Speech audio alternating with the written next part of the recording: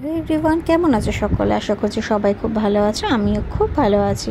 জায়গাটা দেখো তো, তোমরা চিনতে পারছো কি না? যারা এই সাইডে থাকো বাগনান উলুবেড়িয়ার দিকে, তারা নিশ্চয়ই বুঝতে পেরেছো এটা কোথায়। আর যারা জানো না তাদের জন্য বলে রাখি, এটা হচ্ছে উলুবেড়িয়া কালীবাড়ি, বিখ্যাত এই জায়গাটা। এখানে রাসের সময় টানা 1 মাস ধরে মেলা হয়। এই জায়গাটা দেখছো, এখানে পুরোটা কিন্তু মেলা বসে, কত রকমের দোকান, অনেক সস্তায় কিন্তু জিনিস পাওয়া যায়, 5 টাকা 10 টাকায় বিভিন্ন ধরনের জিনিস পাওয়া যায়। আর সামনেই রয়েছে গঙ্গা। আমার ননদের পরীক্ষা ছিল, তো সেই জন্য 3 ঘন্টা বসে থাকবো কোথায়, তো ভাবলাম যে হেঁটেই চলে আসি একটু কালীবাড়িতে। কলেজ থেকে মিনিট 15 হাঁটা পথ, চলে এসেছিলাম কালীবাড়িতে। আর সেদিন ছিল অমাবস্যা, তো ভালোই লোকজন ছিল মন্দিরের প্রাঙ্গণের চাতালটাতে বসেছিলাম। ওপরে ছিল ফ্যান, গরমে খুব একটা কিন্তু কষ্ট হয়নি।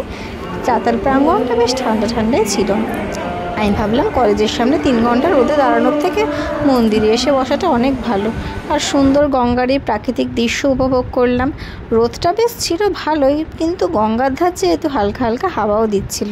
ওই দেখো একটা বড় জাহাজ চলে গেল, ওই সাইডটা নাকি বজবজ। আমি জানতাম না, আমার শাশুড়িকে জিজ্ঞাসা করাতে সে বললো ওপর দিকটা, মানে ওই সাইডটা, অপোজিট সাইডটা বজবজ।